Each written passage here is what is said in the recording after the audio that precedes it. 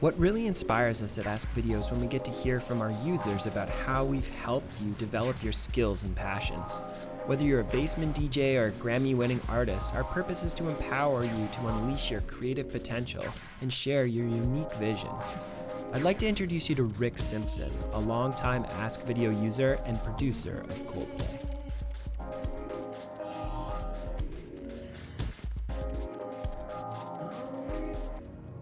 When did you first start using our video courses? Started using Macro Video and AskVideo about 4 years ago, 5 years ago, something like that. I was looking for courses to learn how to do bits and pieces of, learn how to use various tools and software bits that I use day to day.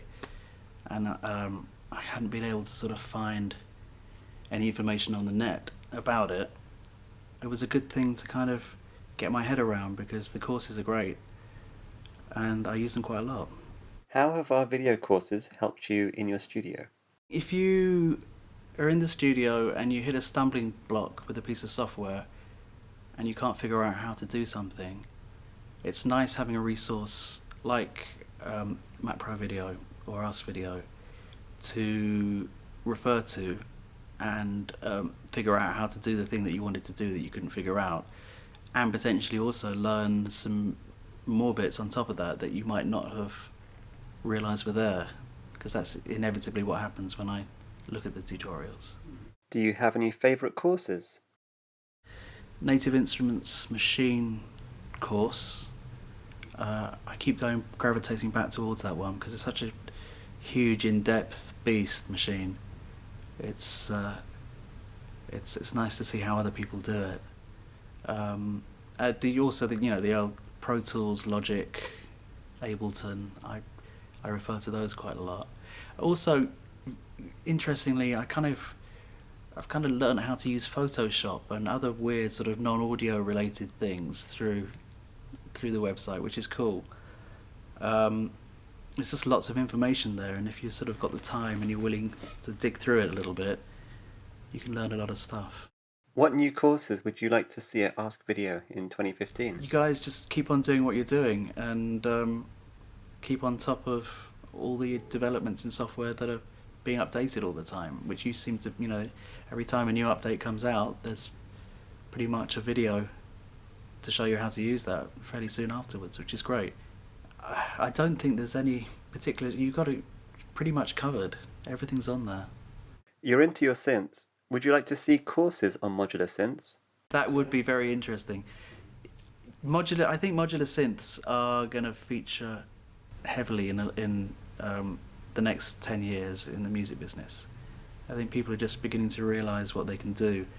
And I'd love to see some courses, because it's a very complex beast. There's lots of logic computers and strange sequences with loads of different modes, and it's quite an in-depth thing. I think and the videos that you tend to see by the manufacturers are very cryptic, and they take it for granted that you know what all these modes are doing. How do you normally watch our courses?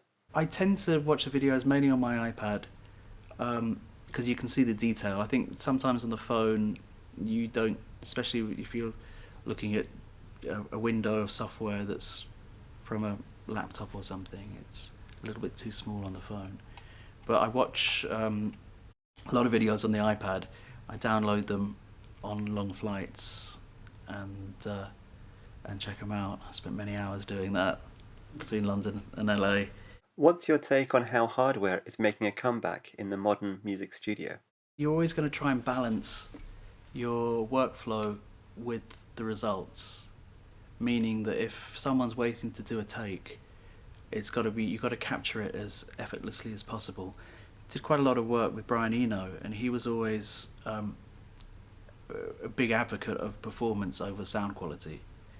He actually couldn't, I'm putting words into his mouth, but he basically said he'd much prefer an MP3 to a WAV as long as it made him feel something. I'm paraphrasing ridiculously there, but that's, the essence is that. And I totally agree with that, but I've got a thing about sonic integrity as well. And I think you can infuse character into sound with hardware easier than you can with software.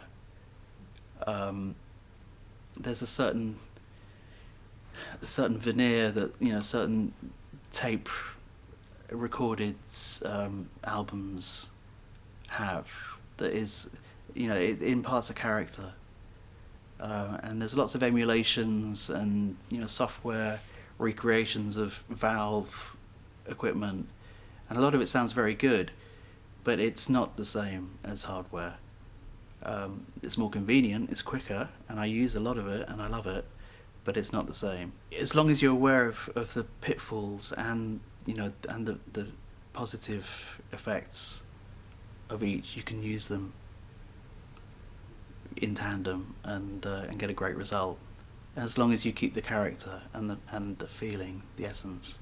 What are you working on at the moment? The new Coldplay album, LP7, I think it is, which is going well.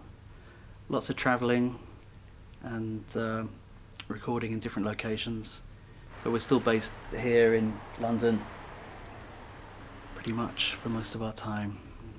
Do you have any plans for 2015? Catch up on some sleep, spend time with my child, use more modular synths. I think that's it. What tips can you share with members of the AskVideo community? Write great songs. Doesn't matter what you do or what equipment you use, just write a great song, something that's going to touch people and make them feel something. If it's life affirming or if it's sad, just make people feel something.